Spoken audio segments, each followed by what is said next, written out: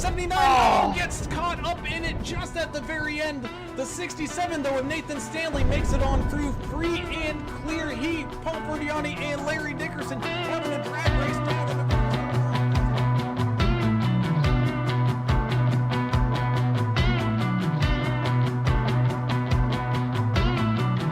for one last attack, getting underneath him, not quite able to make it stick, having to lift once again. Oh, into exit of turn number 4, down onto the front straightaway here. Who's going to win it with the drag race? It's going to be Timothy Pope. First 3 and 4, 751 with a hefty lead here, about a half a car length as the one gets up into the wall with a run down.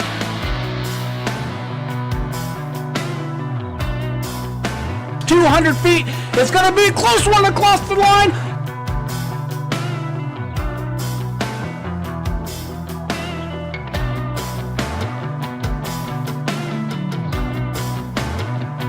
Garrett Welsh made it 3 wide on the far outside lane, picking up spots left and right here as everybody fighting for every single spot we go.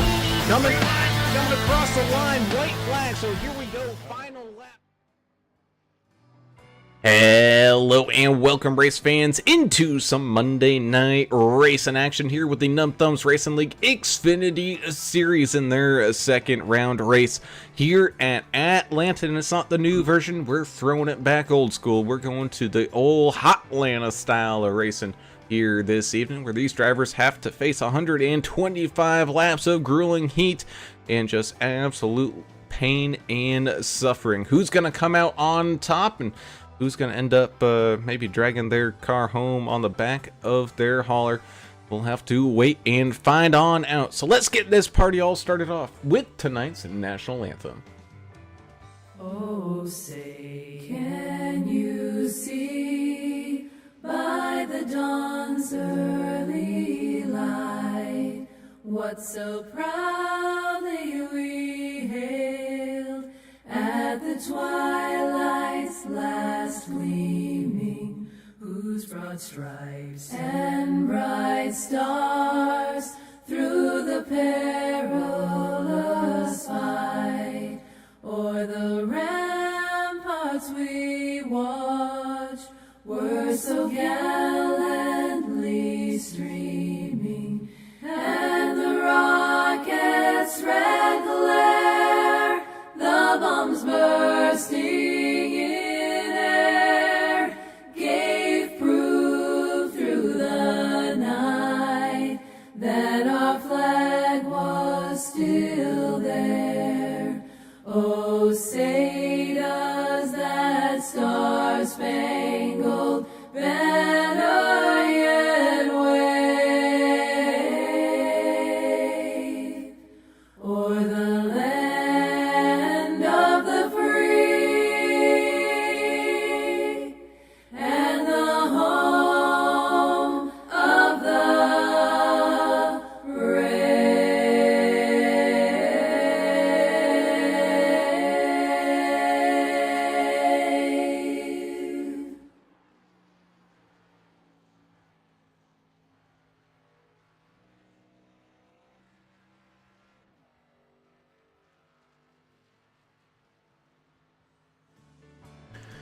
And welcome back. As always, we have to say a huge thank you to the proud race supporters here of the NTRL, like tonight's race sponsor of JP Designs and 3D Prints. Be sure to go and check them on out for some 3D printing and car painting needs. Big thank you to JP Designs and 3D Prints for sponsoring tonight's race. Of course, we also have to say a big thank you to Davidson Builders, the premier custom builders up there in that northern New Jersey area. Whether you're looking to put on a big old extension on that house, maybe do a whole house remodel, or just change out the kitchen sink, be sure to hire the professionals at Davidson Builders to get the job done right and professionally. Big thank you to Davidson Builders. Of course, big thank you as well to DEP Graphics. Some amazing paint schemes coming out of that garage every single day. Be sure to get yourself a customized brand spanking new looking car out there for the iRacing service today from DEP Graphics. Of course, big thank you as well to Sim Gear Central. Some fantastic button boxes coming out of that workshop every single day as well, with the flip dials, turn knobs, flip switches, whatever you need to aid in your sim experience, whether that be farm sim, truck sim, flight sim, iRacing sim, or even the Sims. Be sure to get yourself a customized button box from Sim Gear Central. Of course, big thank you as well to Track Bar Media, some fantastic photo and video edits of real life and sim life racing. And of course, they're also breaking out into some of the clothing and apparel departments as well. So be sure to head on over to Track Bar Media and check out what they all got going on over there. Big thank you to Track Bar Media. And of course, Martin Sports. Talk about your premium athletic wear. Be sure to head on over to Martin Sports and pick up some customized jerseys to make your team feel more like a team. And also pick up maybe some sim racing gear. You got some shoes, maybe some gloves, or maybe they may even have some actual full-on tracksuits out there. So be sure to head on over to Martin Sports to pick up some fantastic apparel there.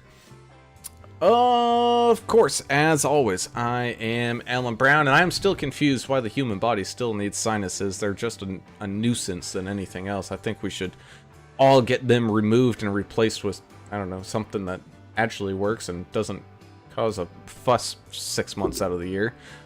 But I am joined by my good friend and the brew master in general, Mr. Alan English, joining us up here in the booth tonight. And Alan, we return back. We saw it kind of close to the conclusion of last season for the Cup Series, and now we're here in the opening part of the season here for the Xfinity Series. It's the old Atlanta, not the new stuff that is kind of, it's fast, it's quick, it can be exciting, but man, this is throwing it on back. Yeah, man, this race surface is not as banked. It's a lot rougher out there. It's going to eat your tires up. It's going to be a lot of fun. These guys, you can see they're already sliding up, hitting the outside wall here during practice and even during the qualifying session. We're seeing some outside wall contact. But yeah, this is a classic 1.5 mile track, and I think the guys that have been on the service for a long time here and used to run this quite a bit, they're going to have a little bit of a leg up, I think, on some of the newer folks that came in the last year and a half, 2 years since Atlanta's been redone. But yeah, either way, it's going to be a great race here tonight. Great car count out there as well. We got a lot of folks out here racing. And that, in fact, we do. Is down there to sort through all the madness is our anger management specialist himself, Mr. Adam Turner, all locked in and loaded. Adam, down there on pit road, it's definitely looking pretty busy, and I got a feeling it's going to be pretty busy all race along here with these Xfinity cars. Yeah, it's super hot on the track too. We'll talk about that, but it's the old Atlanta. It's all concrete. It's going to tear your tires up. It's going to run fairly fast, but it's going to be more technical here with the way the track is laid out. Excuse me. A lot of cars out here tonight. This Xfinity platform is just nuts. It's hard to drive, but it's super fun to drive. I know the drivers enjoy it. It really takes a good driver to win in this car, and we'll see the cream of the crop here tonight in Num Thumbs Racing League. Here's the rules. 1 fast repair, 65% fuel, 3 total sets of tires. That's going to be an issue here for 125 laps. We'll get into that. Let's see, 18 incident points, you'll get a penalty. 25 incident points, you'll get disqualified. And the last I checked, it was 128 or 129 track temperature right now. So Jesus, very warm. The air temp's 81, but the track is super hot. You ain't kidding there as we take a look here at tonight's race info. And yeah, it is definitely a sunshiny day, which means that track temp is going to absolutely increase. It's going to increase more as these cars race along it here at breakneck speeds. But otherwise, no rain. Looking forward in that forecast, so should have some beautiful weather for some racing. Bringing us down to tonight's key to the race. And my mouse has disappeared on me. There it is. Tonight's key to the race is that bacon or is it the tires? These tires are going to get absolutely cooked and shredded here tonight. We're going to be thankful that we don't have the smell-o-vision going on out here tonight. Sure, man, you're going to see, these guys like Connor Leach. What a great qualifying lap he's got down out there. But these guys aren't going to be able to run that fast every lap. You're going to have to find the save your tire line, and you're going to really have to pace yourself out there. So great qualifying lap is great for the beginning of the race, but you're going to have to drive the car a lot different than that. And I think a lot of these guys know that, especially the guys who've been around for a little bit and know how iRacing works there. Well, we got 2 Canadians tonight, and one of them took the pole. That's interesting. Yeah. Probably turned off that metric system and started using freedom units. That's probably what he did right there. Maybe. It's definitely a possibility, as we thank you all for tuning in and watching. If you haven't done so already, be sure to hit that subscribe button and ring that notification bell so that way you get alerted every single time that we go live. And of course, if you enjoy any of the action, be sure to jump on up there and hit that like button as well so we can continue to grow this fantastic racing community that we got going on over here. But in the meantime, these drivers are starting to head on down there to their cars and gridding on up. So let's tell everybody where their favorite driver is indeed going to be starting here tonight. Starting us off is one of our friendly Canadians up there, the 98 of Connor Leach on that pole position with a great lap there in qualifying. He's going to have the 38 of Frank Peacock out there as well right beside him. Starting in second, the 2 of Jim Ott having a pretty good run as well, getting things started here in third. The 22 of Justin Hurst having a pretty good solid run there in qualifying as well, getting it started in fourth. Another Justin starting up here inside this top 5, Justin Lawson having a pretty good starting spot up there in fifth. You got the 19 of Brandon Coleman starting to his outside tonight in sixth.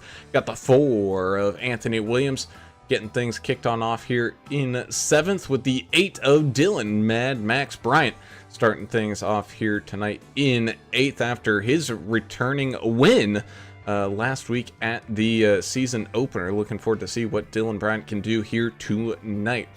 13 of Paul Durkee having a pretty good run as well. The old man trying to get things all locked and loaded inside that top 10 in ninth, with the 05 of PJ Cox rolling off your final car inside of that top 10. 32 car of Nick Biddy, the Georgia boy, out there in 11th. Starting out here, outside road number 6, Dylan Walterman in the 99 machine. The 33 of Sean Roberts starting in 13th place. 14th will be Matt Daddy Mark Collins in the 23. 79, Jarrett Woodard starting in 15th place. 16th will be the 3 of Skylar Herod. 10 machine, Paul Ferdiani, the gambler, out there starting in 17th place. 18th will be the boss man, Derek Welch in the 1. 48, Zeth Hawley starting at 19th place. And rounding out your top 20, road number 10 here, Timothy Stubblefield, old Stubbs in the 92 car. 31, Scott Miller, 21st. 14, Benjamin McKinnon, 22nd. 23rd, Double Nickel, Tom Bears. Triple O of Double O Joe Bennett is Triple O tonight, 24th.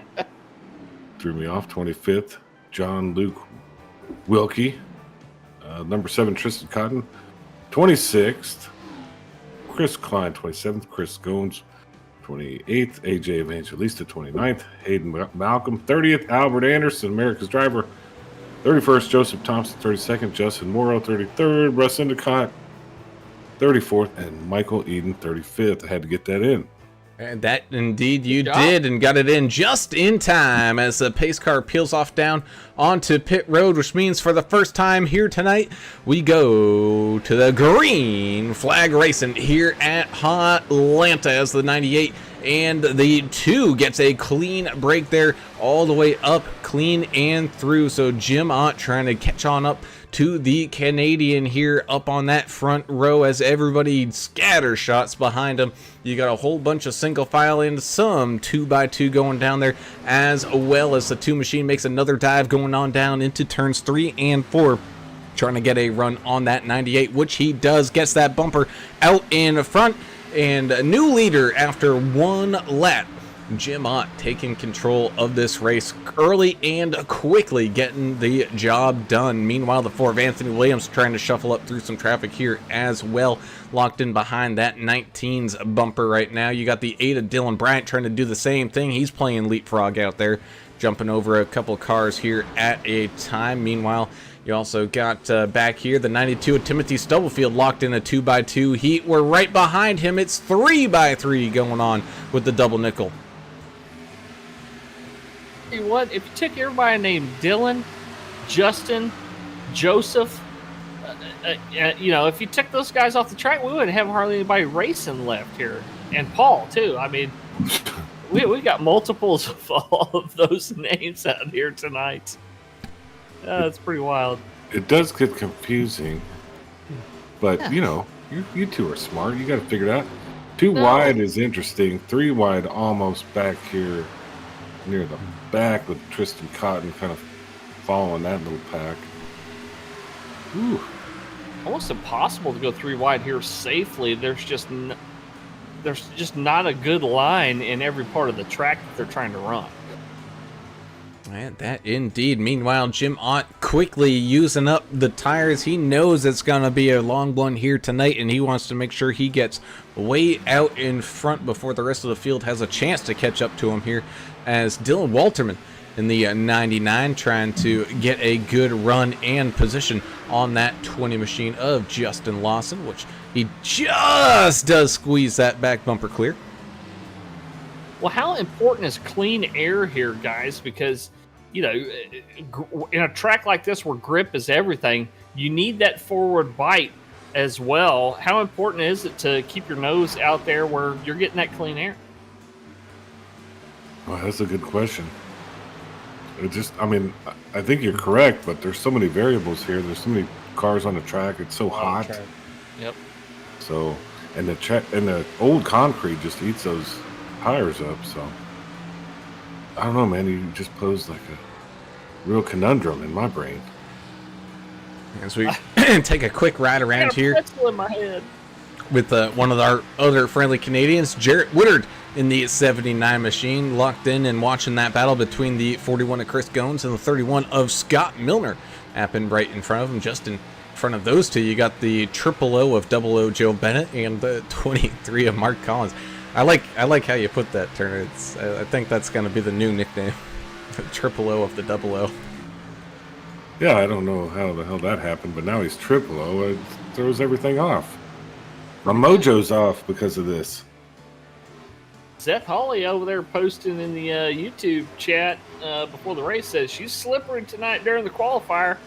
That's just about the hottest track temp I think we've seen doing these races here. It's ridiculous. Yeah. And it's 1:30 right now as we speak, so it's gotten a little warmer. I think it'll cool off a little bit as we get along here, but I'm no meteorologist either. Well, we are approaching the heat of the day too. In sim, it's 1:37 in the afternoon, so right. It may just continue to get hotter here. We'll see. Ooh-wee. Well, this is where I wish I could quickly clip things so I could add a segment called Proof That the Broadcasters Aren't Listening. Because Turner said that exact same thing. What did I say? About the time of day? Yeah. Oh. Well, I did, yeah. I mean, I did mention the time of day. Oh. You might have clarified the time of day. But here's the thing. I wasn't listening to what he said anyway, so it didn't really matter. Sometimes we just get in a groove and we don't listen to each other. Maybe we should spend more time together listening. And you guys listen to my conspiracy theories more, okay? Quit making fun of me. I don't think I could listen to him anymore. I mean... Okay. I'm not going to give any out tonight except for global warming is a farce. But I tell you what, they're handling the track pretty well, don't you think, for the temperature so far? 10 laps in. Yeah, 10 laps in. Never mind. 57. Oh, goodness. Russ Endicott. Yeah, see. Ball. mercy. Oh man, and the 12 machine as well. Joe Thompson just getting absolutely brutalized out there.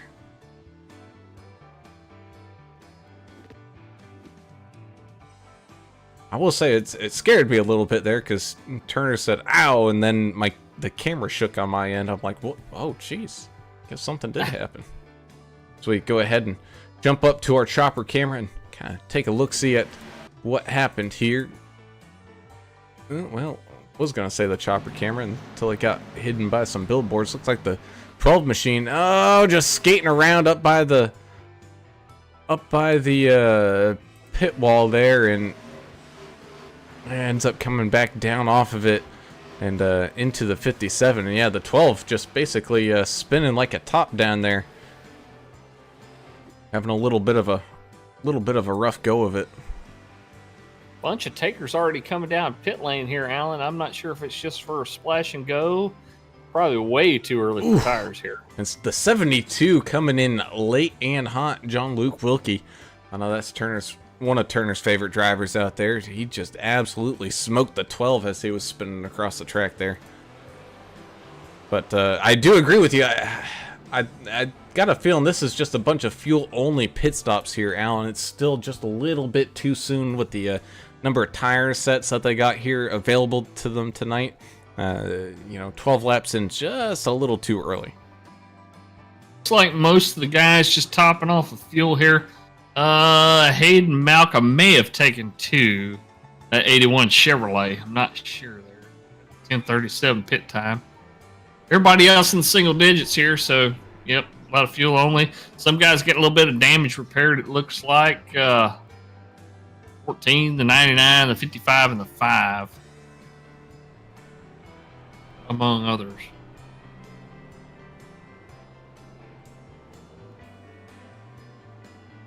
Jim Mott's not only your leader, he's got the fastest lap time of the night here, a 31:88.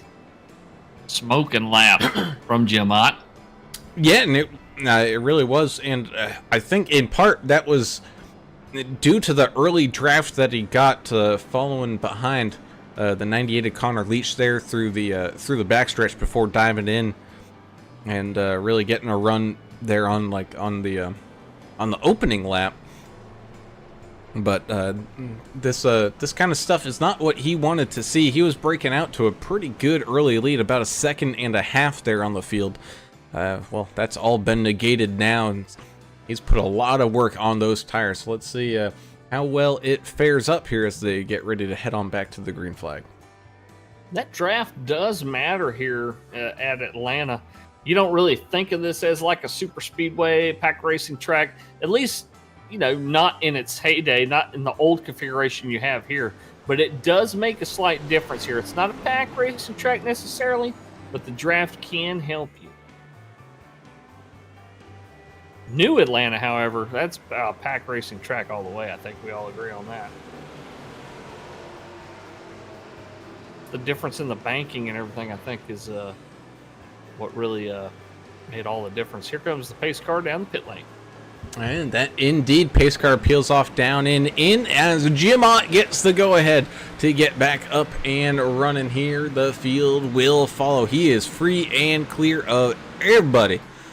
And it's not everybody, but everybody going on. A couple spin towards the inside lane, inside grass there.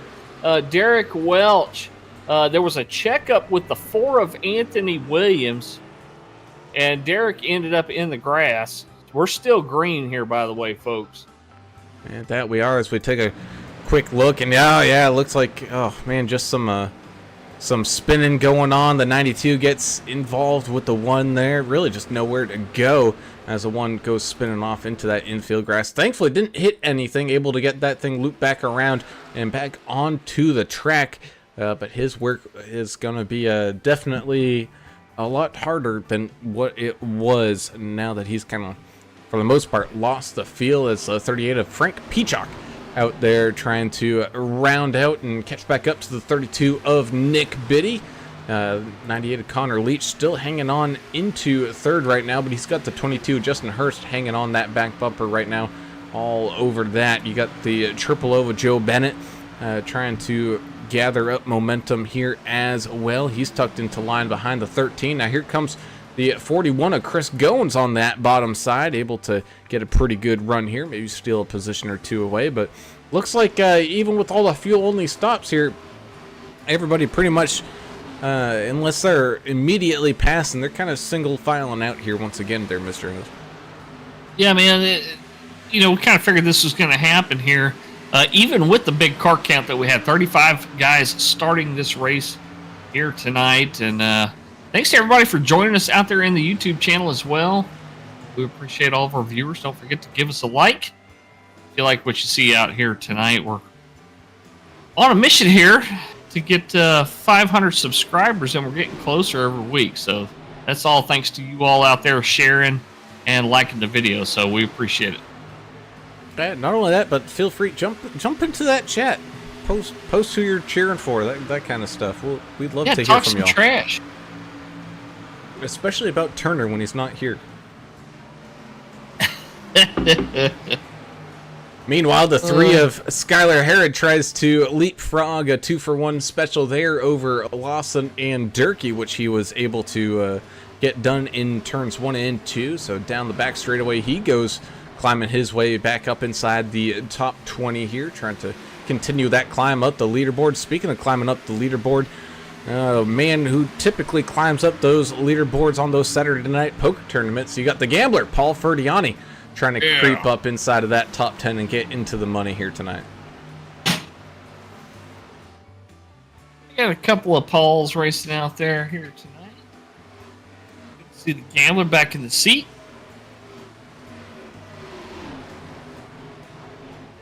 He's apparently powered by Duracell this evening.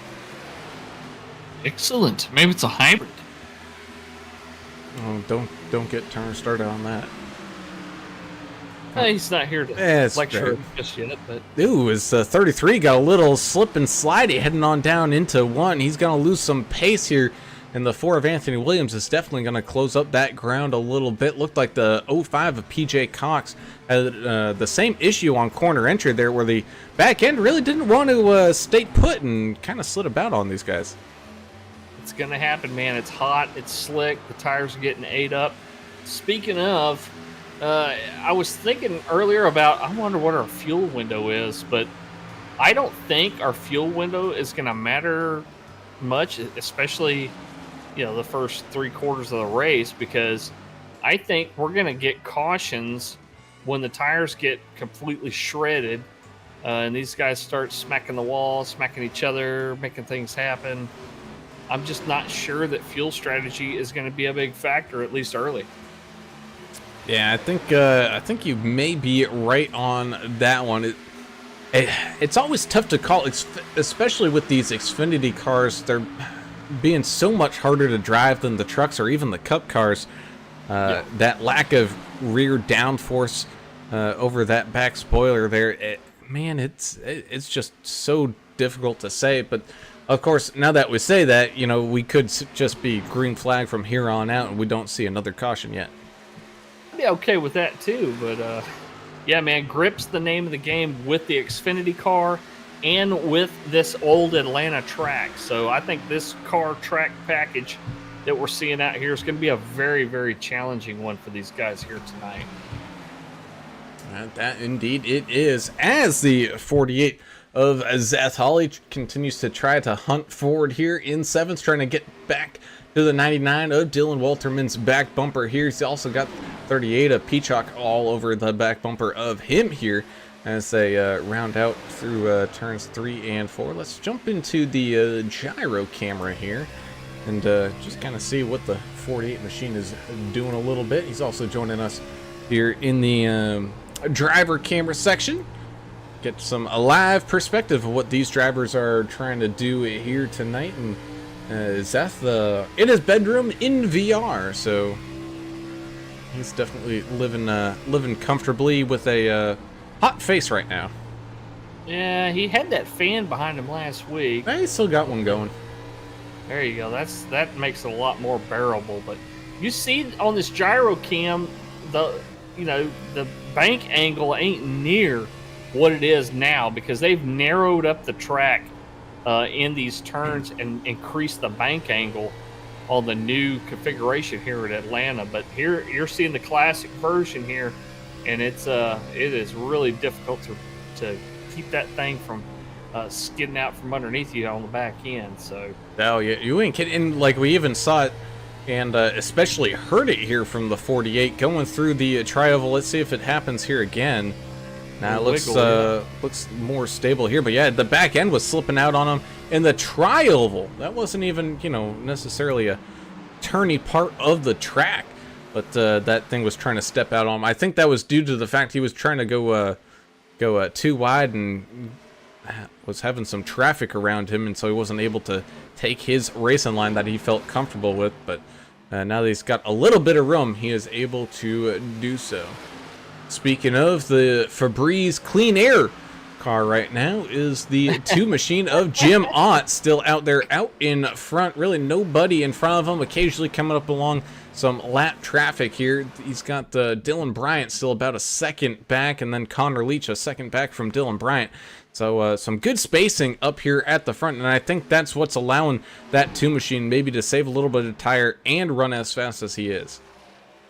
And this track almost kind of a quad oval setup like you see at Texas and Charlotte, but the angles in the wall aren't near as sharp. It's a little bit less pronounced.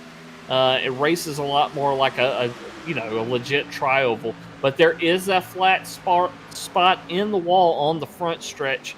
It might throw some of these guys for a loop, but it looks like they're handling it pretty well so far. I haven't seen a whole lot of guys smacking the wall coming out of 4. No, I haven't seen much of that either quite yet. If anything, I've been seeing people maybe get a little snug coming out of turn number 2 and get up into that backstretch wall just a little bit. But yeah, for the most part, these drivers been hanging on to it pretty good here. You can see the 99 of Dylan Walterman get up close and personal to that outside wall, but didn't make any contact there. He's got the 33 Sean Roberts riding on underneath him here right now. Just trying to make as many laps as they can on this set of tires, and trying to pace themselves. As you mentioned earlier, 3 sets of tires. That's a huge stretch here. That's 3 total. That's not 3, after they start. It's including your starting set of tires. So, man, that's a long way to go on a set of tires. 40 plus laps on one set. These guys we got the work cut out for them tonight for sure. I was going to say, my public school system math tells me about right around the 40-ish lap mark here, as we're on lap number 31. Got that 48 of Seth Hawley still in the mix of some of that traffic. As the 23 of the Mac Daddy going side by side with a 19 of Brandon Coleman. Coleman having a little bit of rough go of it right now. Down 12 spots for the race as of right now. Could that just be because he's in tire safe mode and trying to get these things the distance, and maybe we'll make a charge here later on at the end? We're going to have to wait and find on out. As the 3 of Skylar Herod sneaks around the 4 of Anthony Williams, who's also down a few positions there. Check out Hayden Malcolm, the driver of the 81 Chevrolet. We mentioned him earlier here in the race, up 22 positions. He is currently in 8th place. So Hayden Malcolm making that Chevrolet fly out there. But like you said, man, the guys that are taking care of their tires, they're going to fare better here later. And the Canyon, Texas native, used to the hot track conditions out there. So you best be sure. Just that good. You best be sure he's probably comfortable running in the hot weather here in Georgia tonight, as he continues his chase down here of the 38 of Frank Peacock. This is nickname is Hurricane Hayden Malcolm.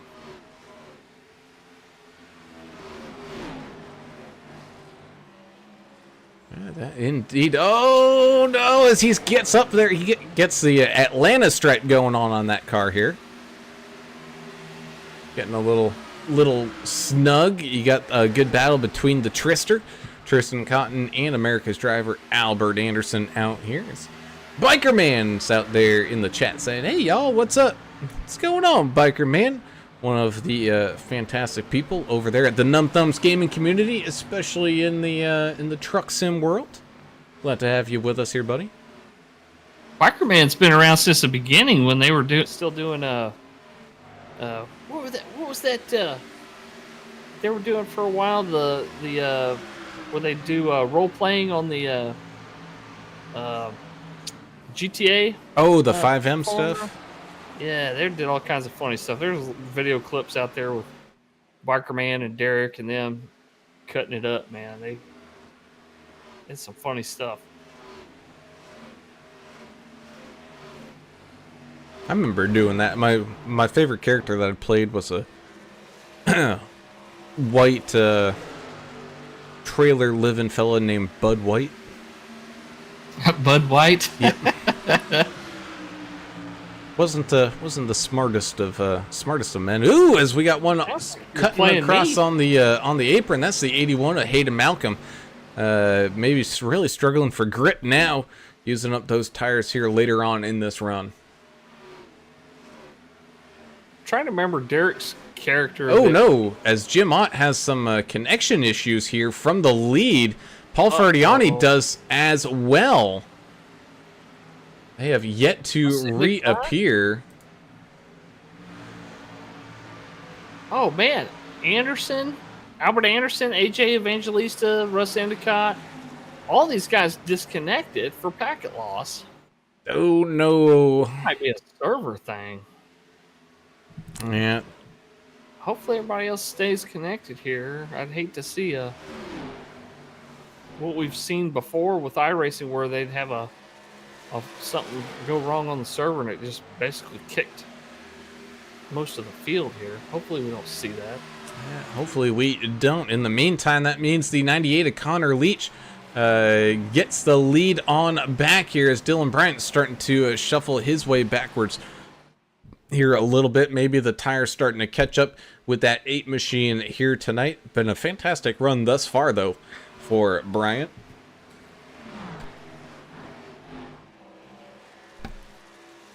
As I continue to also hack out a lung. Easy there, buddy.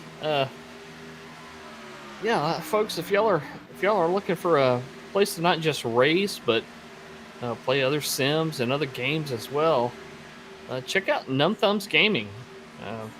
They've got a good group of folks over there. There's always some kind of competition going on or some kind of event happening. They do a lot of charity races and other things over there as well. So go check them out. Numb Thumbs Gaming Community. Check them out on Facebook. Check them out on the interwebs. Just Google it. It's easy to find. And it's Justin. Run it, do a terrific job. Justin Hurst, one of your first takers, coming on down onto a pit road here for his first green flag pit stop. It's going to be a full stop for him. It's time to see who decides to follow.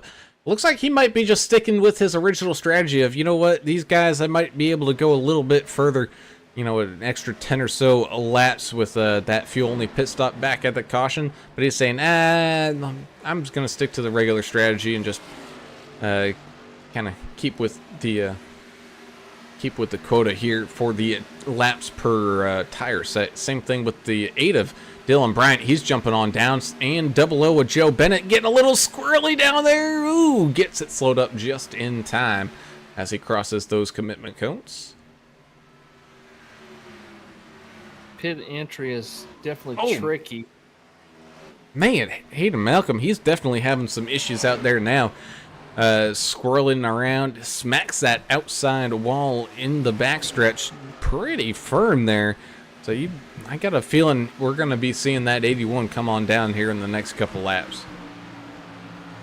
We mentioned him making up all those spots, but at what cost? He's lost a lot of tread off those good years. But it's about pit time anyway. I see a couple more. Looks like they're coming down. As the 51 of Chris Klein tries to shoot the gap here with some people coming out of the pits. That's the other thing we got to watch out for now is these people that are on that new set of rubber. They're going to be flying around these cars like it's pretty much like they're standing still, as you can see here with that 8 of Dylan Bryant just cruising right past the 20 and that 18. Man, oh man. Yeah, when Dylan Bryant came out of the pits there, I have to differentiate because we got more than one Dylan out here now, but when he came out of the pits, I thought he might be getting a little bit sideways, getting back up on the track. It's just was a cold tire situation there, it looked like. Russ Endicott, black flag for the 57. Don't know if he got that coming in or going out.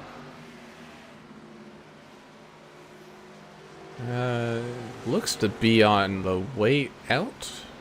Oh, that's going to hurt him. Poor Russ. I had a fantastic finish last week at the season opener, and trying to do the same thing, but he's got a whole lot of fight ahead of him here to do that. Plenty of fight in that guy, I'll tell you that. There's the 22, one of those guys, Justin Hurst, as you mentioned, on those new tires and really using them out there, passing some folks like they're standing still. Man, the Tristan Cotton coming on in for his round of pit stops. We're still seeing a pretty good battle here between the 20, 23, and that 51/18 of Chris. Didn't Chris Klein say, "Oh, I'll get it fixed for you guys next week"? Didn't you say that so he could stay off of Turner's list? I don't remember. Yeah, we'll have to go back and check the tape, but I'd be lying if I told you. Hey. Do any of us really tell the truth? Try to as much as I can. I mean, not count little white lies to help somebody's feelings now and then, yeah. Someone who's telling the real truth out there, Albert Anderson, saying that 5 or 6 of us who got booted by iRace and Bill Gates must be angry. I would definitely bet that. I guess you took that Microsoft paint off a race or two too early there, Albert. I know we got Adam Turner back, but I guess Bill Gates was expecting more. Yeah. They always want more. It's just like when you're paying taxes, you know. So, give us this much, and then, you know, it goes up and goes up and goes up. Nothing ever goes down. Everything just goes up. Except for my paycheck. It don't go up. And apparently the number of packets that you have in iRacing as well. Yeah. They're very limited, apparently. They're rationed. What exactly is a packet? Because I'm picturing like a packet of, you know, like sugar you would put in your coffee or something. something. That's what I think of, like my Splenda. Or, I use the stevia stuff now. What's it called?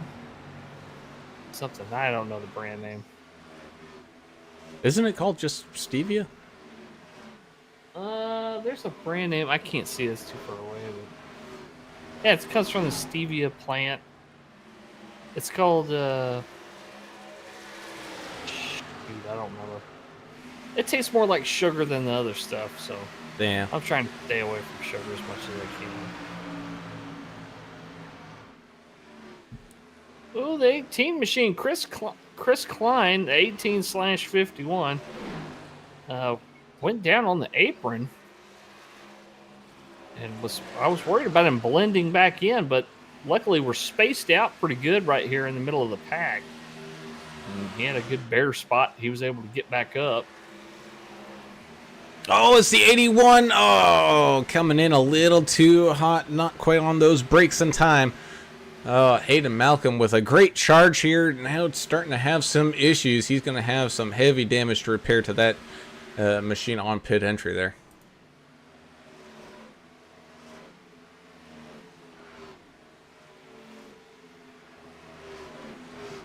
Hopefully he doesn't get a black flag as well.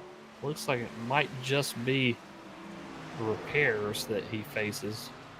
I think he did get slowed up in time. It's just that tires broke loose on him there and just kind of slid across slid across pit lane as PJ Cox, Sean Roberts, and Timothy Stubblefield, Anthony Williams make their way on down into pit road. Yeah, your car going sideways will help you slow down quite a bit.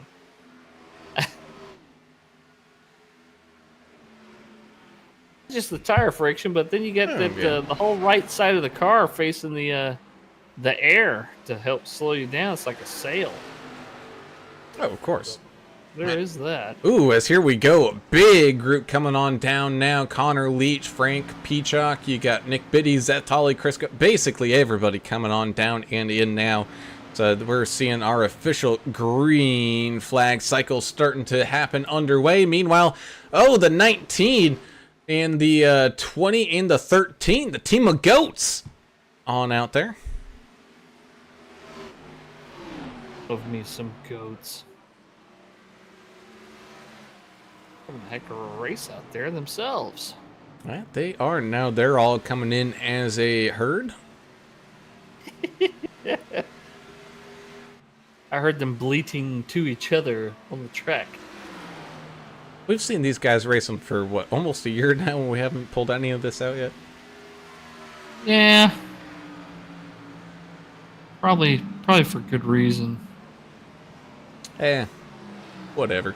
Either way, the 8 of Dylan Bryant looping his way back around, taking control of this race here once again. The 22 of Justin Hurst coming back out of the pit cycle here as well. Going to try his best to chase him on down here in second, but it's a 6.5 second gap between them, and then he's got about 4.5 seconds over the double/triple O of Joe Bennett, who's up 21 spots as of right now, slipping his way through this field. But again, tire wear and tire strategy is what is going to make or break these drivers here at the end, and we still aren't quite to the halfway point of this race.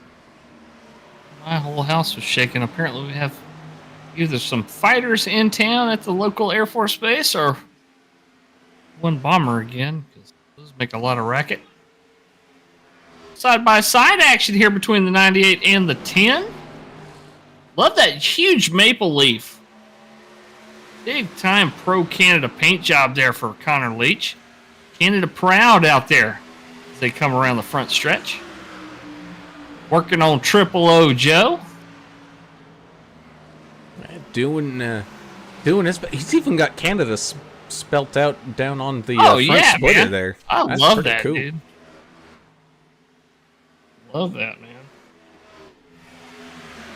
Absolutely, as he's trying to work on the inside door frame here of the to Jim Ott, who's just at this point just trying to get things all gathered back together. Looks like he is, I believe he, nope, it's the 23 of Mark Collins is your lucky dog as of right now. Yeah, he's still only one lap down. He's still got a shot. And of course, there's, we don't like to talk about, especially this early, but attrition positions. There will be some of that here tonight, as some guys will not be able to finish the race here tonight. That indeed, but glad to see that all the ones that got the packet loss have returned back in, and so we still have 34 trucks or 34 cars racing around here tonight. But glad to see everybody able to get back in and keep on running those laps as Justin Lawson trying to filter his way around that 57 of Russ Endicott. Now he's chasing down the 05. Or is that just the 5? Could be just the 5. I don't know anymore. PJ Cox in the 05, AJ Evangelista in the 5. Who is currently 4 laps down. He's on a lap by himself right now.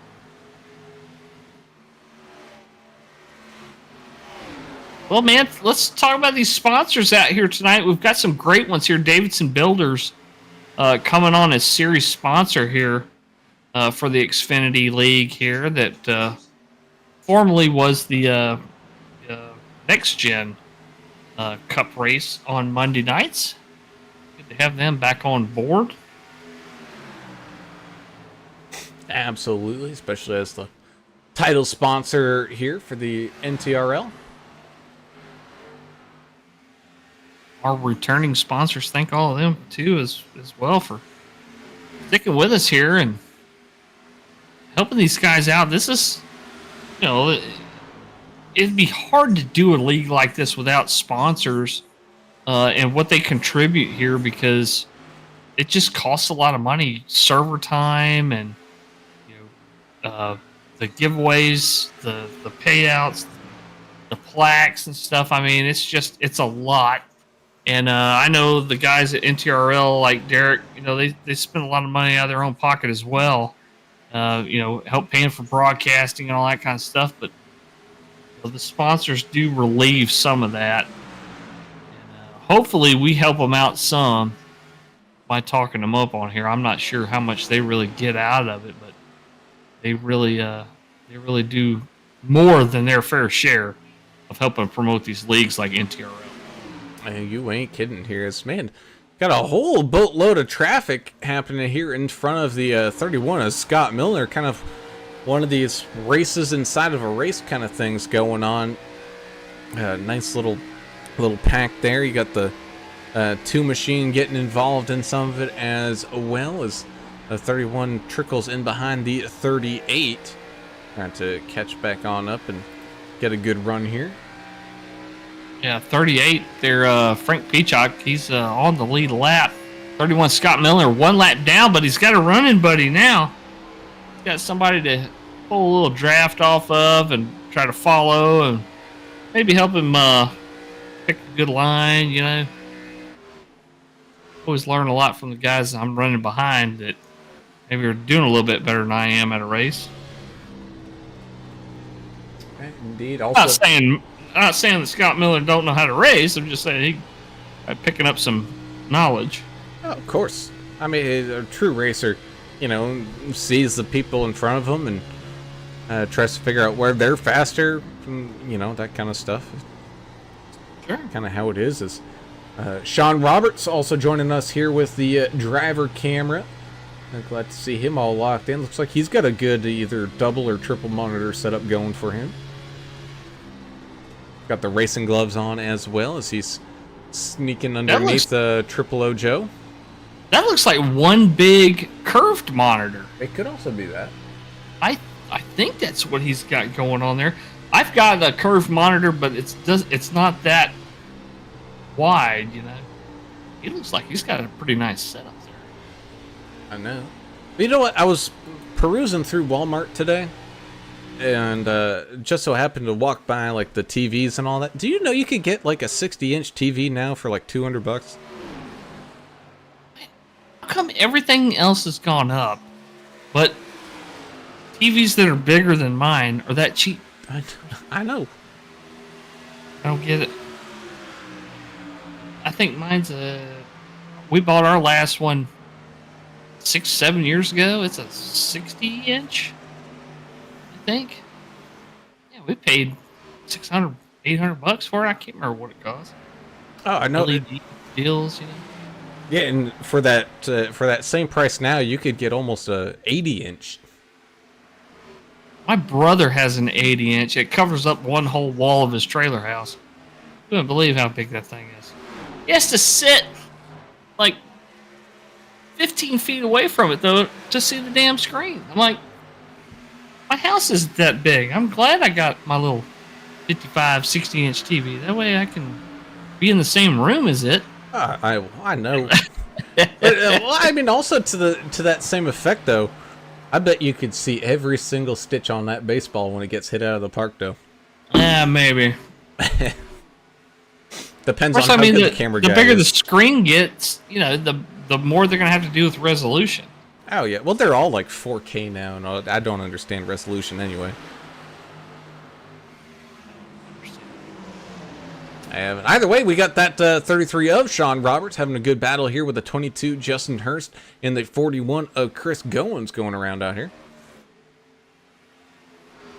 Turner may have fell in on his latrine visit there. We may need some. We need some strong backed individuals to help maybe hoist him up. Is this why women always yell at us like put the seat down, that kind of stuff? Yeah, that may have been what happened to our friend. He may be touching water now, and he needs help getting out of there. I mean, I'm closer to him than you are, but it's still a 4-hour drive, so I think we let things just kind of take their course, and maybe one of the kids will hear him yelling or something and help him out. I know he is getting older. Do we need to get him one of those life alert things? The necklace, yeah. Yeah. Help! I've fallen in the commode. I've fallen in the commode and I can't get out. Oh, the 10 big time sideways on the front stretch. A couple guys having to dodge him there. That was the 10, I think. Yep, Paul Ferdiani. Right in front of the other Paul Durkee. And doing some slipping and sliding out there as we're a little bit past the halfway point here in this race. We're going to take a quick step aside for some thank yous from our special sponsors out there. Glad to have you all with us. And when we return, we'll have the remaining last half of this race here from Atlanta, which is, it's heating on up out there on track and in these racers. So stay tuned for what happens coming up next.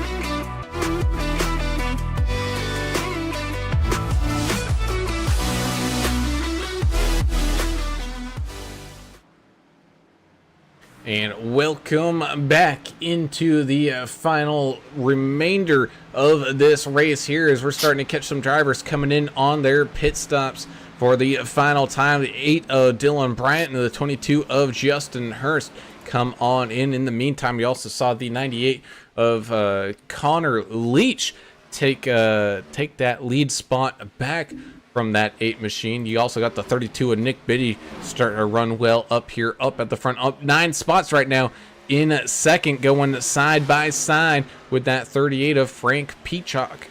And man, everything's just really getting good here as we get on down to it, closing in on the final 40 odd so laps remaining here at this race here at Atlanta. You got the triple O and the 51 of Chris Klein having a good battle side by side. Right behind him is the 99 of Dylan Walterman coming on up through the field as well. Vincent Short, thank you so much for joining us over there on the YouTube channel. My fellow retired Air Force buddy. Saying, let's go, Mr. Goins. Love old Atlanta out there. So does Chris Goins, apparently. Up a whole bunch of spots. He started in 28th place. He's currently in 4th. So doing a great job out there here tonight. Chris Goins in the 41. And up a ton of spots at that. Doing a fantastic job. You also got the 7 of Tristan Cotton trying to make his way back up through the field. Currently back in 25th, but continuing his charge. Triple O Joe and Timothy Stubblefield and Stubbnation coming on into pit road. Of course, really haven't had that many cautions to show off the hashtag Stubbnation. It's kind of quiet out there. All the Stubblefields, I guess, because they don't have Turner riling them up about stealing the Houston Oilers and all that kind of mess. Well, they also might understand, it's a school night. They can't party too hard, They might be tuning down the caution shots. And I think they have football going on tonight, too, on Monday night. So there is that, too. So, well, who is it? Because I think it's the Eagles and somebody. Well, there's a lot of drivers in here from PA, so their families might be watching the game instead of watching them race. You never know. No, I hadn't followed pro football in a while. Just follow the races, the games my buddy officiates. I kind of watch them sometimes just to catch them on camera. Oh yeah, it's Eagles and Bucks. Oh, okay. So 2 teams really nobody cares about. Yeah. The Saints lost yesterday, but LSU won, so that's a good thing. The Battle of the Boot, one of the biggest rivalries in the SEC. Arkansas Razorbacks fell to the LSU Tigers yesterday. It was a close game, won on a field goal in regulation. So the Golden Boot comes back to Louisiana. Ooh, so Lieutenant Paul Ferriani with a late move here, sneaking around the 3 of Skylar Harrod. Yeah, Skylar Harrod kind of sit and duck there. I think some guys around him with a little bit better tires, or they're not saving as much as he is. Skylar, another one of our drivers up there with the driver cam on tonight.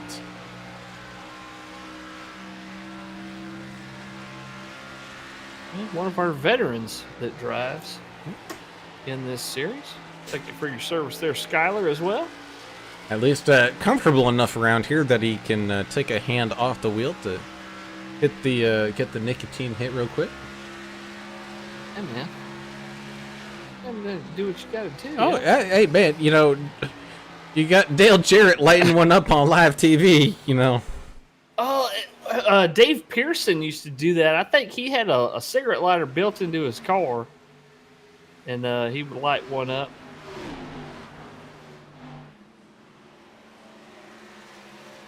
Him or Trickle? I think it was Probably Dave Pearson. Probably both of them. Yeah, you never know. It was a different time back then. Oh, yeah. as we continue to run along here, just waiting for that one final more mass down onto pit road here. Probably coming up in another 10 laps or so. Yeah, we're thinking ain't nobody gonna make it on fuel that pitted back on that last mass pit stop, huh? So Oh no, we're yeah. we gotta have one more. I tell you what, man, I love that these guys went to the Xfinity car on Monday nights. I think it's great, entertaining platform. They're going to be cycling it back and forth. I'm not sure if it's just between the Xfinity car and the next gen car. They may mix it up a little bit more in the future. I know Derek and the guys over at NTRL really want to make the most exciting racing, not just for the fans but for the drivers as well. So they're getting all kinds of input from everybody, trying to decide, what platforms to run. I think they made a good call here with this Xfinity car. Oh yeah. You and I both, absolutely, especially watching. I don't want to drive the Xfinity car. It's too tough for me to drive, but watching the Xfinity cars, watching the ARCA cars as well. Yellow's out. Oh.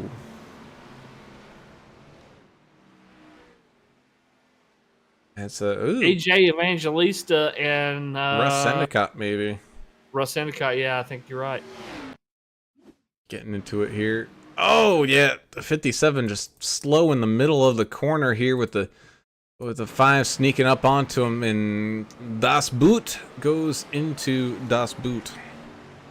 Well, AJ apologized right away. I don't think he realized how quick he was closing in. I'm not sure there. I had to actually see it. I'm guessing. Yeah, that's what it was. He didn't realize his closing speed there, or how much Russ was checking up. Russ is 14 laps down. And when he lifted out of there, AJ in that 5 car just didn't. Yeah, just didn't. That's he just didn't lift. I mean, he ate all of it. Yeah, that's a fact. But old Russ had a pretty good save down there and got it at least corrected and back around. Really, not too much damage other than maybe to the back bumper there. As I guess here we go. This is gonna be your big green flag pit stops here, which are actually gonna be happening under yellow. Yeah, this is going to save some guys. What the heck? The 4 machine? 4 of Anthony Williams just wrecked under caution on the front stretch. Did he miss the pits and spin? Well, I think he was scored a lap down. I don't think it was open for him yet anyway. Oh, what the heck?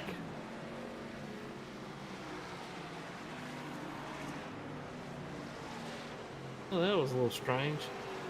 Yeah, you ain't kidding. This Connor Leach and Frank Peacock come on out of pit lane. 32 and Nick Biddy right behind them. Same thing with Chris Goen, Sean Roberts, Seth Hawley, PJ Cox, and Dylan Walterman making their way off of pit road here.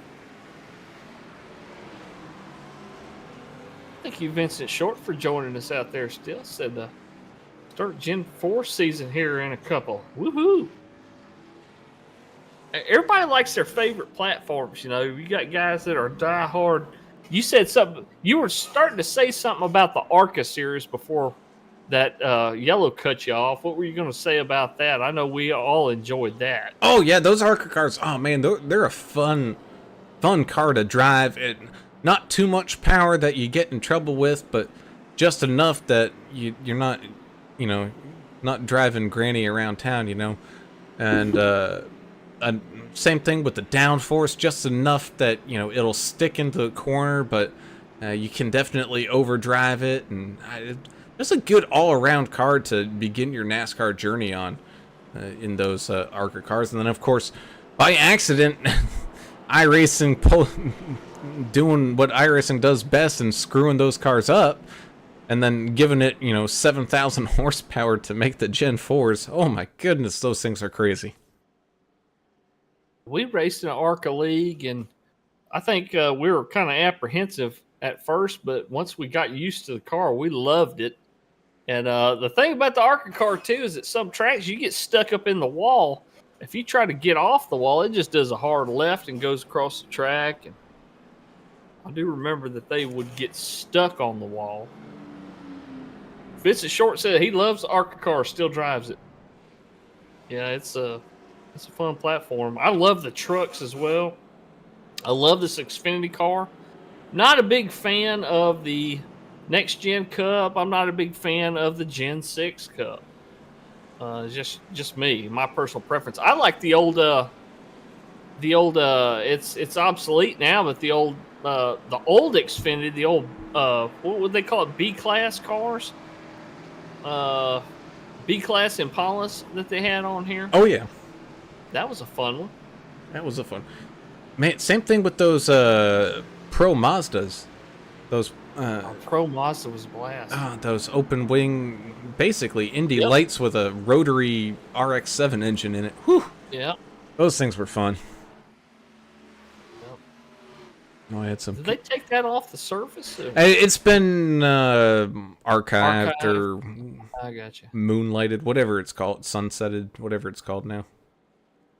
Which is a real shame, but I mean, iRacing now having 70,000 different things you can drive rather than And they just got, a handful. They got to pay license fees on all these different platforms. You got to keep that in mind as well. Oh, yeah. But either way, here we go, coming out of turns 3 and 4, all lined back up side by side. The 98, 38, 32, and 41, your top 4. Chris Goins up 24 spots here, up there in 4th, having a fantastic run here as the pace car comes on down and out of the way. Here we go back to green flag racing here at Atlanta. Closing in on about the final 30 laps here is Zach Millett tuning on in, saying Goins for the win. And he is definitely working on it here tonight. The 48 is Seth Hawley, caught in some traffic here side by side. He's got the 99 in the 33 all surrounding him here as the field behind him continues their scattershot down the backstretch. The one of DW trying to hang on to some spots here and climb up into that top 10 as well. He's creeping up on that back bumper. The 13 of Paul Durkee. In fact, he's going to at least make a dive down on the inside here. Looks like he will be able to just get that bumper there and clear as that 48. Oh, he is just getting hounded by that 99 right now. Ooh. It's getting crazy out here. You can definitely tell some guys are definitely on a different tire strategy here of trying to save. Some guys are just letting it fly. Hey, you ain't kidding. One of those drivers, the 3 of Skylar Harridge, sending it on down and in underneath the, I believe that's the 99 of Dylan Walterman there.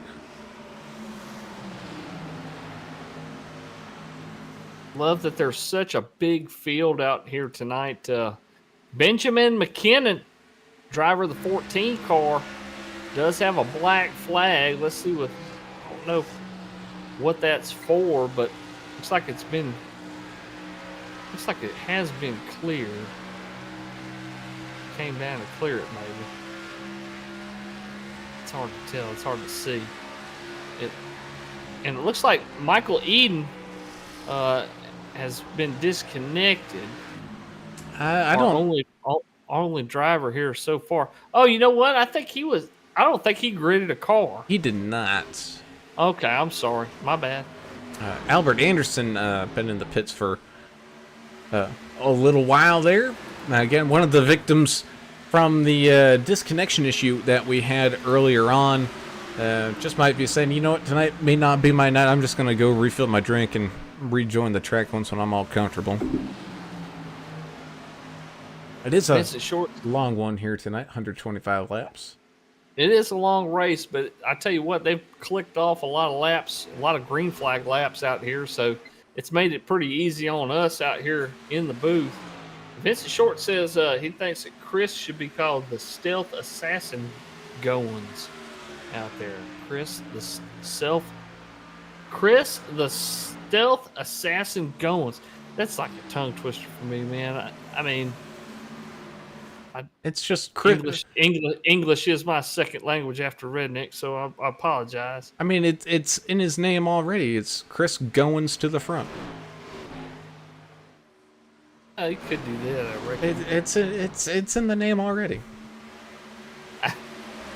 But meanwhile, the 32 of Nick Biddy takes over the lead there without too much of a fight from the 98 of Connor Leach. So 32 getting some lead laps on in here. Meanwhile, some great fighting still going on. You got that 33, 38, the 1 battling for some top 10 positions. How about that one machine, a DW? After initially getting into some mayhem and havoc there at the beginning and fighting his way on back, now up into that top 10. Connor Leach loses the lead there. One of 2 Canadians racing out here tonight, the 98 of Connor Leach, of course, and the 79 of Jarrett Woodard, also a native of Canada. We love our neighbors to the north and how they love stock car racing as much as the rest of us down here south of the border. 19, Brandon Coleman trying to make some moves here as well. He's trying to squeeze by his teammate of Paul Durkee. 8 of Dylan Bryant sitting right behind him here. Tristan Cotton did have a meatball flag there.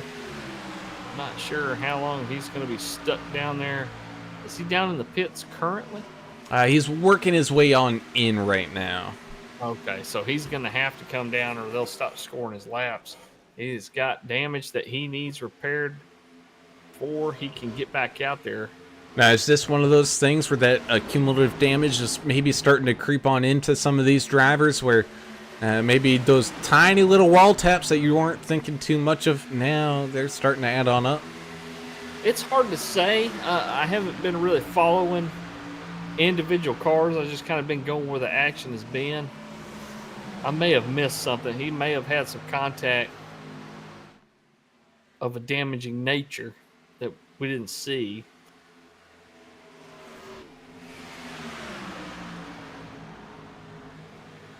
And I tell you what, though, that one machine of DW really taking no prisoners here right now in this final run with 23 laps to go, slipping and sliding in front of that 3 of Skylar Herod, continuing his charge up here towards the front, moving on up into a 6th position. Meanwhile, the 99 of Dylan Walterman hanging on to 4th over that 41 of Chris Goins. But again, we've been really seeing that 41 machine make most of his moves on the longer runs. So it'll be interesting to see what he can do here as the race kind of trickles away. I got a feeling we haven't seen the last of that 41 machine here yet.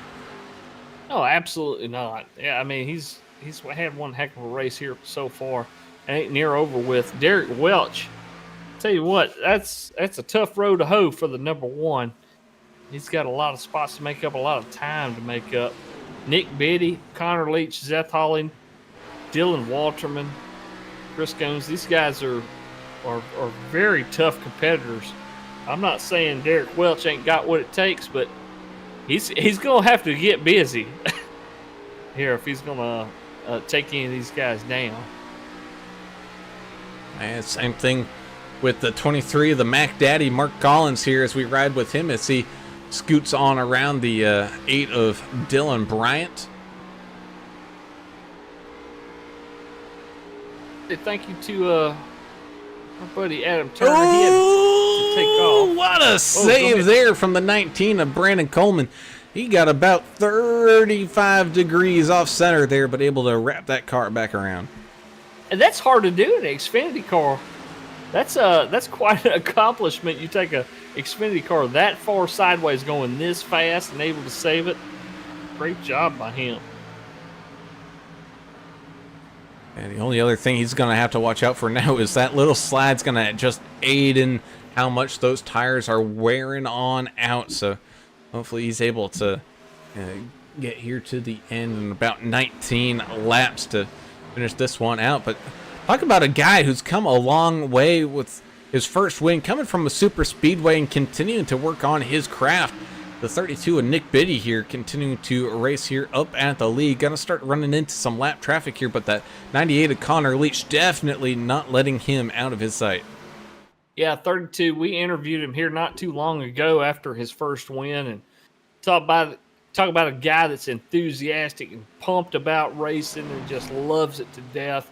You can tell he's one of those guys that, if he could do some real life racing in a cup car, you know he'd be there. He'd do it. He is one of those guys just full of energy. We love talking to him.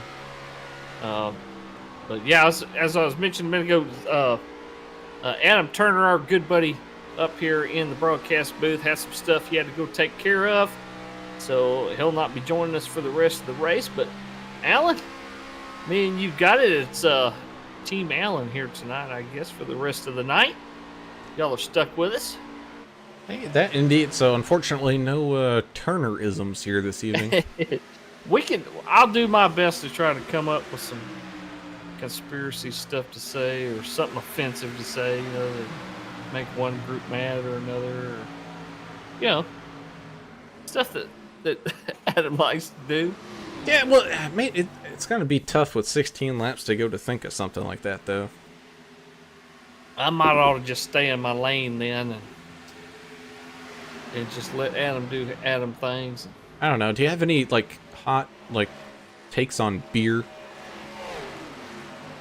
Yeah. As I mentioned before, if anybody finds himself in my neighborhood while I'm up there at the brewery, we're at 700 Barksdale Boulevard here in Bossier City, Louisiana. If y'all show up to the brewery, eat some pizza and some wings, and order a beer, your first beer will be on me if y'all come down there. Just let me know that you saw us on AAA Broadcasting and y'all just passing through or whatever. Just pull on off. I'll buy your first beer if I'm up there at the brewery. Take you for a little tour, show you the tanks, all the boring stuff that most people don't care about, but I love that stuff. Yeah, that's beer's always changing. There's always some new fad, new crazy stuff. We like to release beers that have been around for a while too. We just released a brown ale on Thursday, which it's hard to find a place that's got a good brown ale now. And everybody's out to see, let's get the strongest IPA we can. Justin Morrow happened to jump to the pits with some heavy damage here. Let's go ahead and watch what happens. Oh my goodness. Oh, looks like he and Paul Ferdiani up against the outside wall. Oh man, bits and pieces go flying. Pretty hard contact if you get pieces flying and smoke flying. Oh yeah, and then Ferdiani. Camera did not change. Ferdiani getting some heavy back end damage from that as well, which led to some suspension stuff, and he goes off down into the inside wall there and jumps to the pits there himself. So, some heavy contact down there.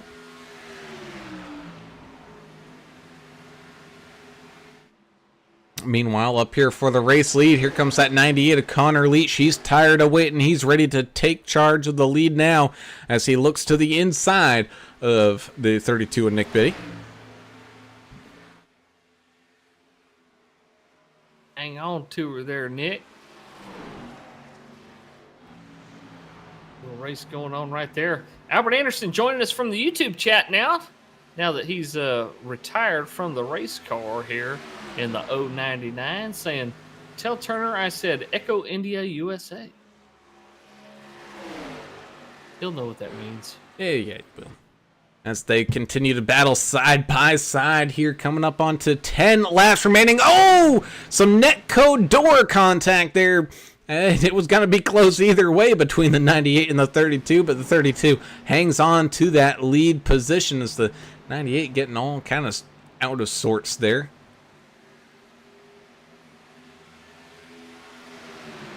These guys know what time it is. 10 laps to go here. I'll get my quick hot take on beer in before it gets too crazy on out there. IPA stands for It's Pine Sol AWOD. There are some pretty piney IPAs out there using some Centennial hops, that some old school stuff. I just dry hopped one today, as a matter of fact.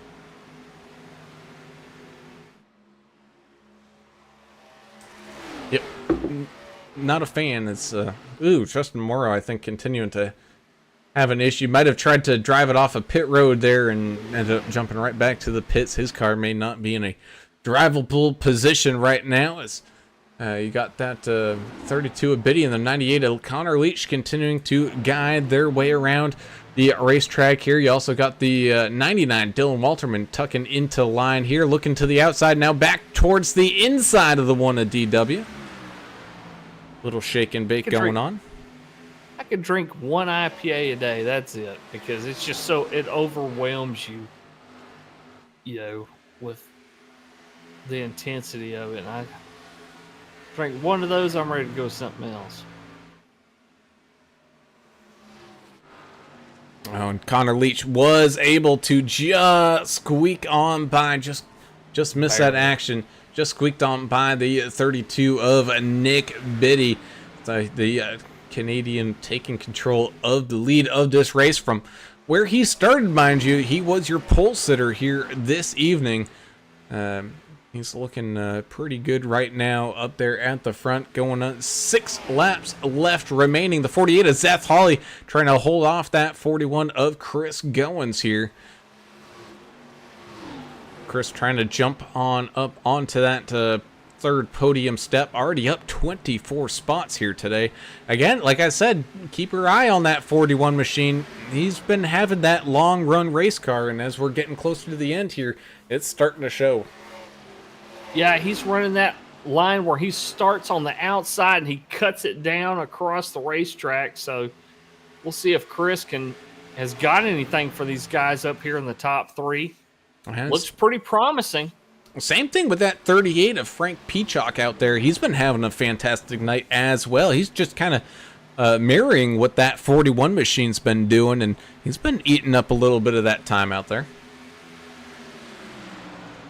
It's going to be an exciting finish either way here as they click the laps on down here tonight. Can't wait to talk to some of these guys here in the top 3. Hey, man, but think about this. Do we have a chance at using some green-white checkers here tonight? There's always a chance. Because I think they do 3 attempts here in NTRL. You talk about, that would make for a long night. that indeed it would, especially yeah. Everybody's already out of tires. I mean, this is all they got. Yeah. So imagine getting everybody all re-racked now. Yeah. Oh my gosh. Riding around, like, you know, in GTA, you shoot out all the tires and just riding on the ribs. You're sideways the whole time. Yeah, that's what it'd be like. Meanwhile, here comes the 48 looking up underneath the 32. I think the 32 might have used up his tires just a little bit. Oh, but the 48 gets slipping and slidey out there. He's going to lose, almost lose. He's going side by side with the 41 down into turns 3 and 4. If I'm Nick Biddy, this is exactly what I want to be seeing here. Because the more they're side by side, the less of a chance they have to run me down as we come across the line with 2 laps left to go as Connor Leach guides the way. 41's really got a shot to pass Nick Biddy here for second place, but he can't do so if he's constantly battling the 48 here. And 48 finally losing that battle, going to tuck back into line behind the 41.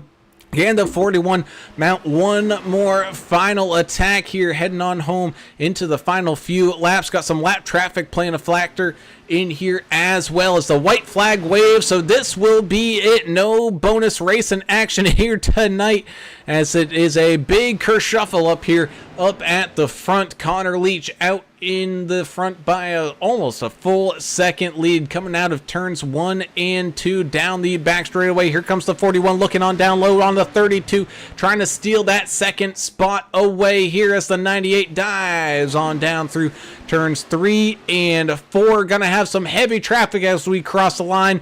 Connor Leach is gonna win, but who is it gonna be coming to the line, slipping and sliding? It's gonna be Nick Biddy, followed by Chris Gones and Frank Peacock with a fantastic finish there to round out your podium. I've got Leach, Biddy, Gones. I've got the 38 and the 48 finishing 4th and 5th. That is what I have as well, but it was Okay. it was tight there for that second and third spot.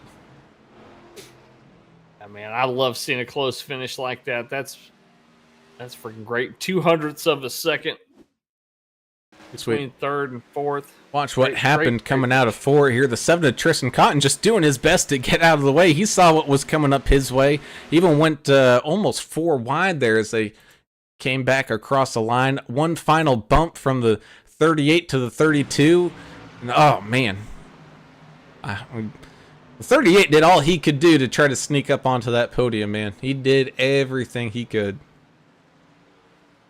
Yeah, Frank did all he could, and that's all. That's what we love to see is guys being that competitive without like crashing the whole field and doing something crazy like you see in the over in the official races.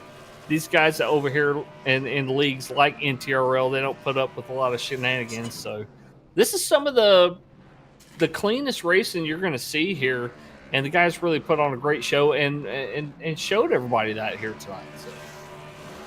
Yeah, that they did indeed. As the 3 and the 98 burn some rubber here.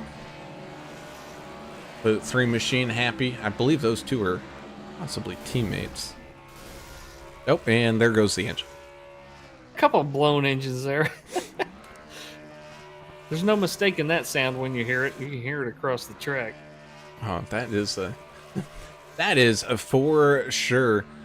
While the celebrations continue, we can go ahead and start talking to our podium finishers on out there here this evening. Starting things off with our 3rd place finisher here tonight, the 41 of Chris Goins, who had a fantastic long run car out there here tonight. Just kind of ran out of laps to possibly steal one away here, but a solid 3rd place finish. And up 25 spots here tonight, Chris. That's a pretty good drive. Yeah, I appreciate it, guys. One of these days I'll make it in time to actually qualify. My work schedule puts me home about a minute and a half before grid time, so I usually have to start in the back. But yeah, like you said, I just focused on saving some tires, and the way this place chews up tire, I figured I would hopefully outpace some people there towards the end of the runs.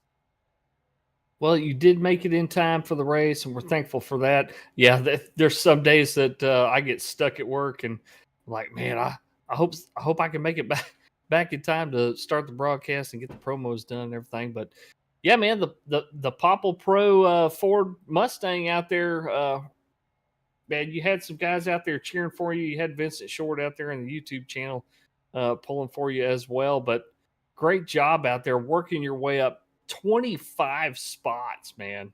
That's an incredible journey from the back to the front. That's passing a lot of cars, buddy. What was the biggest problem out there? I'm guessing it was just tire wear, but I mean, you guys have any problems with traffic or anything too? No, not really. I mean, I definitely have to commend everybody in this league. I mean, it ran very clean, and the fact that it ran clean and gave those long run abilities definitely helped me. My biggest issue was pure track position. I mean, just trying to get back up there when that last caution came out. It was right on the cusp of the full fuel run. I knew that if it stayed green from there, I'd at least have a shot.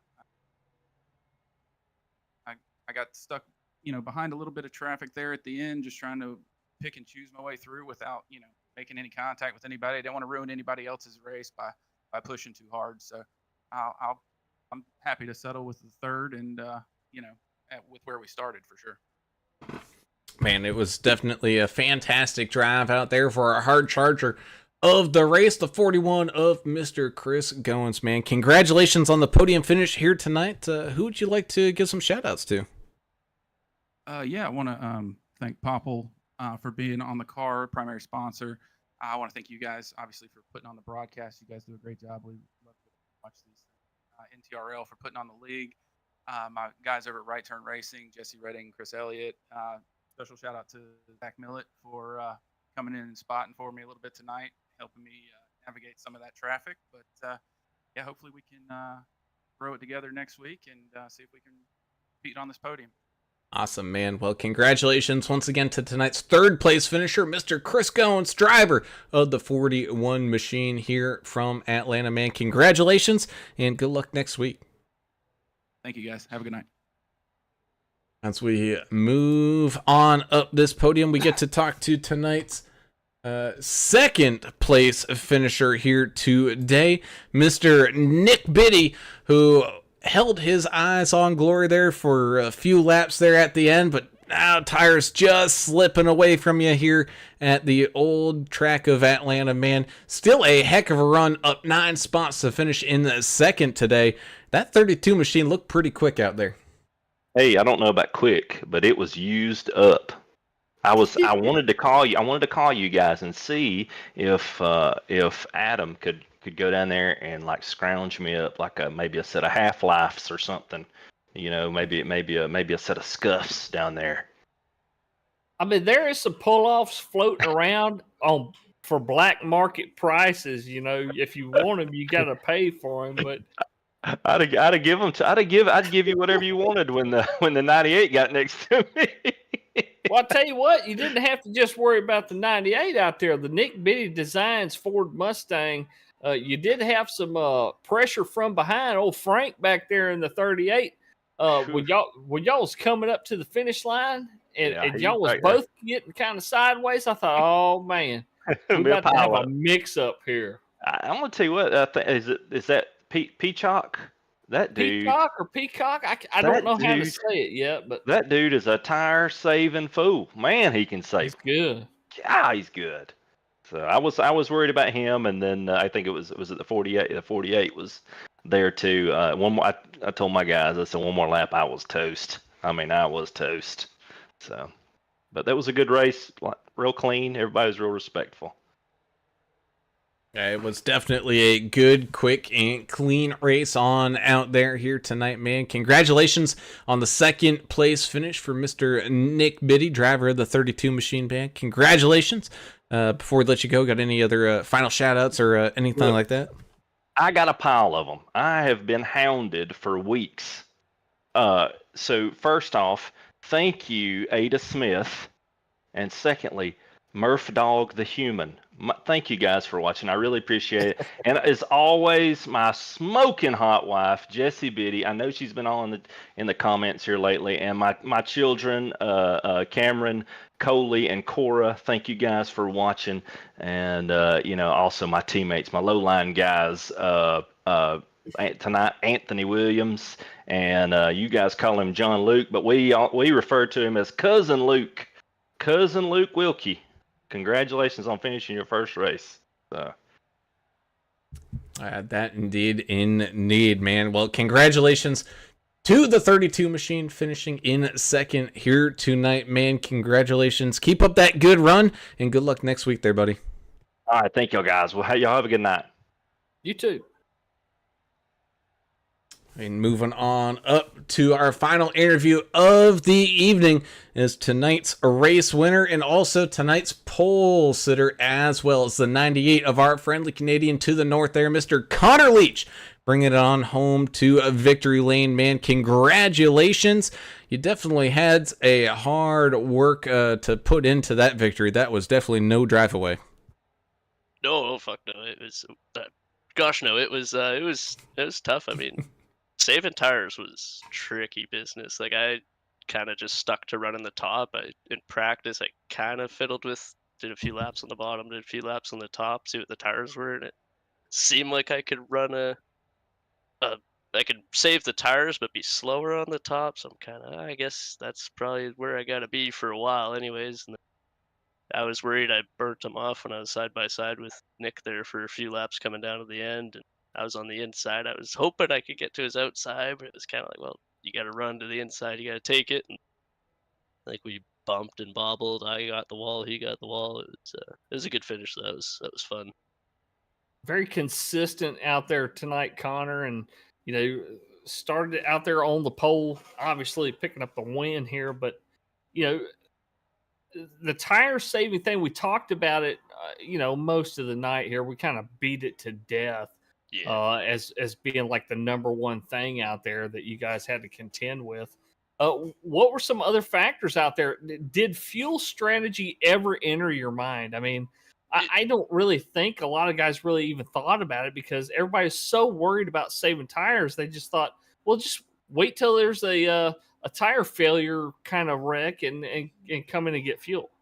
Yeah, no, it came into my mind big time. Like that first caution that came out, I knew like we are kind of trying to do the math in my head and just wasn't sure, but I'm like, hell, you got to come in and get fuel and just kind of give yourself that out because I think it would have put me, a few laps short at the end, or you would have had to make an extra pit stop if you didn't come in for that first caution. So I just came in, put fuel in it, and I wanted to run that first run as long as I could to just burn the tires up as best I could, and then be a little better off later on. But yeah, the second, I guess, before that last caution that came out, I was starting to save fuel. Like I was coasting through the corners a lot, or I was letting off a lot sooner into the corner and going through, and just even down the straightaways, I wasn't even full throttle for quite a few laps, and guys were starting to catch up. And then that caution came out, and then it was like, because if that caution didn't come out, I think I would have been tight. If there was like a green white checkered or something, it would have been probably would have had to come down.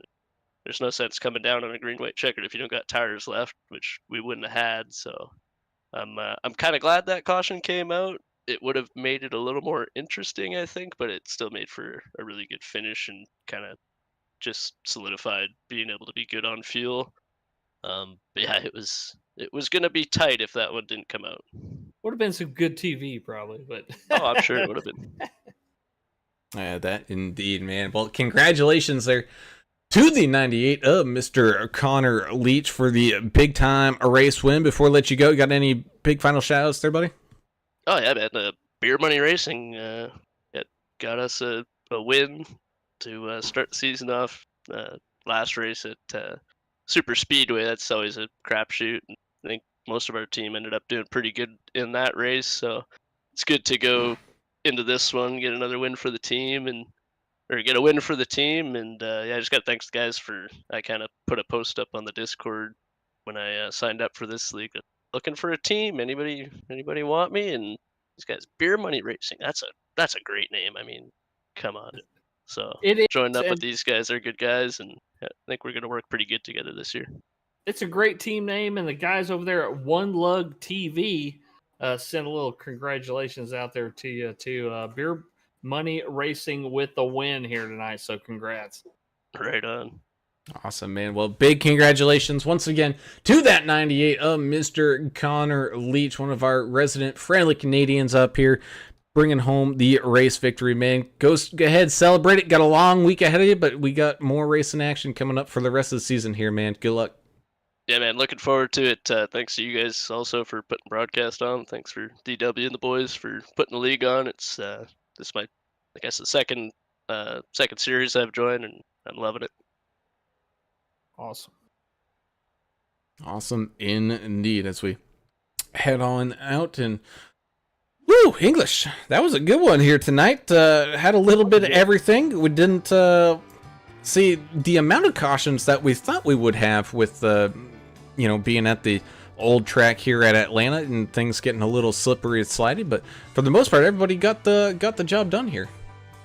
Kind of a mixed bag, when you take different leagues to tracks like this where you got a hard to race racetrack and you got a hard to drive race car.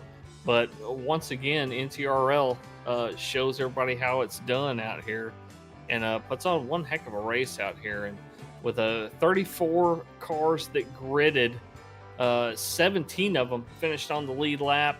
And I think most of the cars finished the race. You only had a couple that weren't running here at the end, but yeah, man, no quitting these guys. We saw a great race out here and lots of great battles on the track. Absolutely. As we wind things down from the hot track at Atlanta, let's go ahead and tell everybody where their favorite driver ended up finishing here tonight. And I'll take top 15. You take the rest. Sure. Sounds good. Sounds good to me. Read my mind. Here we go. The 98 of Connor Leach, your race victor and pole sitter here tonight, getting the job done there with the big time race win. 32, and Nick Biddy up quite a few spots as well, finding his way onto that podium step there in second. And how about that 41 of Mr. Chris Goins, having a fantastic run out there, especially on those long runs, up 25 spots to finish up there in third place. Your hard charger of the day having a fantastic run. You got Frank Peacock out there as well, having a great run, just coming up a little bit short of that podium spot, but a great run nonetheless, up there in fourth with the 48 of Zatali in it. He was having some good fights out there with the 41, the 38, and the 32 there at the end as well, but just missing out, but still creeping into that top 5, up 14 on the day. A fantastic run there. You also got Dylan Walterman having a fantastic run as well, finishing tonight in 6th. The 33 is Sean Roberts having a good run as well, finishing in 7th. The one of DW, man, talk about a climb of a mountain that he had here tonight, finding his way up into 8th place there, up 10 spots. Justin Lawson, he's got some beaten and battered out there, but still managed to find his way to the finish in 9th, with the 3 of Skylar Herod having a great finish there inside of that top 10. Just outside that top 10, and a little bit heartbreak there, the 8 of Dylan Bryant came on down into the pit road, went that lap down, and then the caution came out, and so that kind of confuddled his strategy there just a little bit, but still a solid 11th place finish. You got Mark Collins, the Mac Daddy in the 23 machine, having a great run as well, finishing here tonight in 12th. 13th got the 19 of Brandon Coleman with a pretty solid run there. The 13 of the old man of Paul Durkee trying to get things done there, and sneaks inside that top 15 here into 14th, with the 51/18 of Mr. Chris Klein having a great run, up 12 spots to round out your field's top 15. Yeah, the 79 of Jarrett Woodard.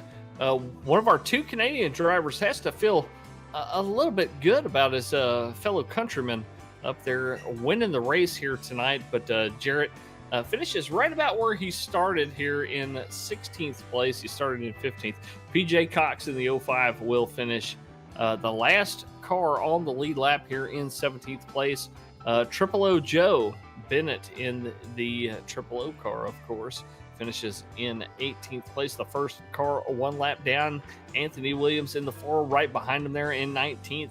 Rounding out your top 20, Scott Milner in the 31. The double nickel of Tom Barish finishes in 21st.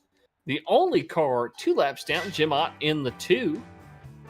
The 22 of Justin Hurst, one of your 3 or 4 or 8 Justins out here tonight. He'll finish in 23rd place after starting outside row number 2 here tonight. The 14, Benjamin McKinnon, up or down actually a couple of spots. He'll finish in 24th place. Tristan Cotton in the 7 machine. Trister will finish in 25th. 26th will be Hayden Malcolm in the 81. We saw Hayden go from the back to the front and almost all the way back to the back again. He had an up and down night here tonight in that Chevrolet. He'll finish in 26th. 27th will be Joseph Thompson in the 12 machine. Cousin Luke in the 72. Cousin Luke Wilkie, he will finish in 28th. 29th will be AJ Evangelista in the 5. Stubbnation watching out there here tonight. Tim Stubblefield in the 92. Stubbs will finish in 30th, down 10 spots. Justin Morrow in the 46 will finish in 31st. 32nd will be Russ Endicott in the 57. The Gambler, Paul Ferdiani in the 10 machine will finish in 33rd. Albert Anderson, America's driver, down 53 laps. Not a good finish for Albert out there tonight in the 099, but that'll round out your field. Michael Eden in the 27 did not grid. So officially, 34 cars started the race here tonight at Old Atlanta. Yes, indeed, and that is your field here tonight. As always, we thank you all for tuning in and watching, because you guys out there are the reason why we do this and have such a good time while doing it. So we thank you all for your great support. If you haven't done so already, be sure to hit that subscribe button, ring that notification bell so you get alerted every single time that we go live. And of course, if you like any of the action, be sure to hit that thumbs up button here as well, so that way we can continue to grow this fantastic little community we got going on over here. We also like to say a huge thank you to tonight's race sponsor, JP Designs and Prints. Be sure to reach on out to him for any fantastic 3D printing or car paint schemes or anything like that. Can reach him out and over there on the Discord. Thank you for sponsoring tonight's race here from Atlanta. Of course, we also have to say a huge thank you to the other great race sponsors like Davidson Builders, DEP Graphics, Sim Gear Central, Trek Bar Media, and Martin Sports for jumping on board here for another fantastic season of NTRL racing, because they wouldn't be able to do it without y'all's fantastic support. So big time thank you goes out to each and every single one of you. So that does it for us here tonight from Atlanta. We look forward to seeing everybody out on the track here again on Wednesday. It could possibly be moved, but as of right now, we're assuming that it's going to go on Wednesday. The Vigilante Racing League going over to, I believe it's Bristol this week, so gonna get some short track action in those trucks under our belts. Looking forward to that one, but yeah. Until then, I'm Alan Brown for Alan English and the somewhat here, somewhat not here, Adam Turner. We're signing off. We gone. See ya.